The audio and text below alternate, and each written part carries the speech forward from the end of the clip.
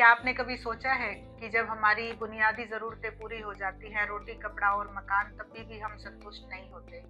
बहुत लोग आपने ऐसे देखे होंगे जिनको खाने की चिंता रहती है और खाना मिलने के बाद वो संतुष्ट हो जाते हैं। और बहुत लोग ऐसे भी देखे होंगे जिनको सब कुछ मिल जाता है और वो फिर भी संतुष्ट नहीं होते। हम बात कर रहे हैं मास्लो हायरार्की ऑफ लाइफ की। हमारा जीवन एक सीढ़ी की तरह चलता है। पूरी जीवन यात्रा इसके पड़ाव हैं।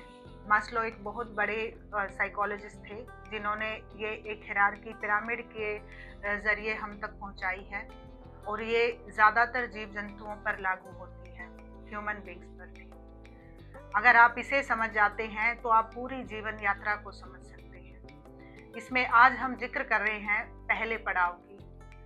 मास्लो हायरार्की का पहला पड़ाव है पहला पड़ाव है फिजियोलॉजिकल नीड्स, जिसके अंदर हंगर, थर्स्ट, सेक्स एक्सेट्रा इस तरह की सभी वो बेसिक नीड्स आती हैं जिसकी हमें सबसे पहले ज़रूरत होती है। हमें भूख लगती है, प्यास लगती है और हमें सर ढकने के लिए छत की ज़रूरत पड़ती है। कभी ऐसा हो सकता है कि हम भूखे हों और किसी चीज़ पर कंसंट्रेट कर पाएं?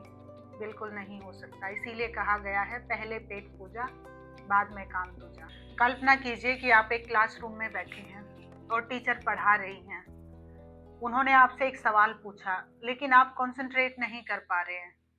बहुत सारे कारण हो सकते हैं, पर एक कारण ये भी हो सकता है जिस पर शायद किसी का ध्यान ना जाए। हो सकता है वो बच्चा भूखा हो और बता नहीं पा रहा। उसका कंसंट्रेशन नहीं बन सकता टीचर के पढ़ाने पर क्योंकि उसका ध्यान अपनी भूख पर है। यहाँ पर सर्वाइवल नीड है। मास्लो हायरार्की का फर्स्ट स्टेज, जहाँ पर जब तक हम अपनी भूख को संतुष्ट नहीं कर लेते तब तक हम कहीं पूरी तरह से कंसंट्रेट नहीं कर सकते। इसीलिए वो बच्चा ध्यान नहीं दे पाएगा अपनी टीचर की उस प्रॉब्लम पे या टीचर जो पढ़ा रहे हैं या उनसे जो पूछ रहे हैं। और इसी साइकोलॉजी पर बेस्ड है मिड डे मील योजना। मिड डे मील योजना इसीलिए चलाई जाती है ताकि बीच में एक रिफ्रेशमेंट मिले। और आमतौर पर हम देखते ही हैं कि 2-3 घंटे काम करने के बाद हमें छोटे छोटे ब्रेक्स लेने पड़ते हैं क्योंकि हमें अपनी बॉडी की बेसिक नीड्स को सेटिस्फाई करना पड़ता है ताकि वो सरवाइव करे, अपने आप को एनर्जाइज करे और आगे काम करने के लिए अपने शरीर को चला पाए। ये मास्लो हायरार्की का फर्स्ट प्रिंसिपल बेस्ड एक स्टेज है जिसका हम सब ध्यान रखते हैं, पर जहाँ जहाँ हम नहीं रख पाते वहाँ वहाँ हमें प्रॉब्लम आती है। इस एग्जाम्पल में अगर हम खाना नहीं खाएंगे तो हमें कंसंट्रेशन में प्रॉब्लम आएगी।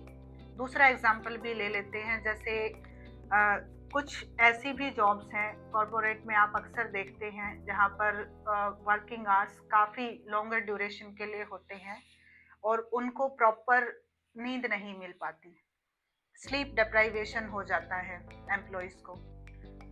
वहाँ कंसंट्रेशन भी अफेक्ट होती है और भूख की वजह से उनका जो ब्रेन है वो सर्वाइवल मोड में चला जाता है, उतना काम नहीं कर पाता जितना प्रोडक्टिव वो हो सकता था। और धीरे धीरे उनको सर्कैडियन रिदम रिलेटेड प्रॉब्लम होनी शुरू हो जाती हैं, स्लीप डिसऑर्डर्स हो जाते हैं। जब तक वो अपनी इस ज़रूरत को नहीं समझेंगे कि ये एक बेसिक नीड है और इस बेसिक नीड का मतलब हमारी ज़िंदगी का वो पहला पड़ाव जो बेस है, जो हमारी नींव है, अगर आप उस नींव पे ही ध्यान नहीं दे पा रहे हैं तो आगे का जो पिरामिड है वो उतना स्ट्रॉन्ग नहीं बन पाएगा। इसीलिए बहुत सारे लोग इसी जद्दोजहद में रह जाते हैं कि कुछ तो ऐसा भी डिसीजन ले लेते हैं कि हम कॉरपोरेट में जॉब नहीं करेंगे क्योंकि इससे हमारी हेल्थ अफेक्ट हो रही है। हालांकि वो एक समझदारी वाला डिसीजन है, बट ऑल्टरनेट हमेशा रखना पड़ता है, नहीं तो दूसरी प्रॉब्लम आएगी कि हम सर्वाइव ही नहीं कर पाएंगे। इसलिए इस पर खास ध्यान देने की ज़रूरत है। मास्लो हायरार्की का इसी के अंतर्गत हम और भी बहुत सारे एग्जाम्पल ले सकते हैं, जैसे जिन लोगों का स्क्रीन पर ज़्यादा काम रहता है, डिजिटल मार्केटर्स हैं या सॉफ्टवेयर इंजीनियर्स हैं, तो वो लोग स्क्रीन पर ज़्यादा टाइम बिताते हैं। उन्हें कंसंट्रेशन ज़्यादा चाहिए होती है एज़ कंपेयर टू अदर्स जो लोग स्क्रीन पे या बहुत ज़्यादा कंसंट्रेशन वाला काम नहीं करते, या जिन्हें हम कहते हैं कि मोटे दिमाग के काम है, जैसे टायर पंचर लगाना। इसका मतलब ये नहीं कि वहाँ आईक्यू यूज़ नहीं हो रहा, इंटेलिजेंस नहीं हो रहा, बट कंपैरेटिवली उतना फोकस की ज़रूरत नहीं पड़ रही। तो उन लोगों को अपनी बेसिक नीड्स को और भी टाइमली और अच्छे से फुलफिल करना चाहिए। Prime focus should be on basic needs first.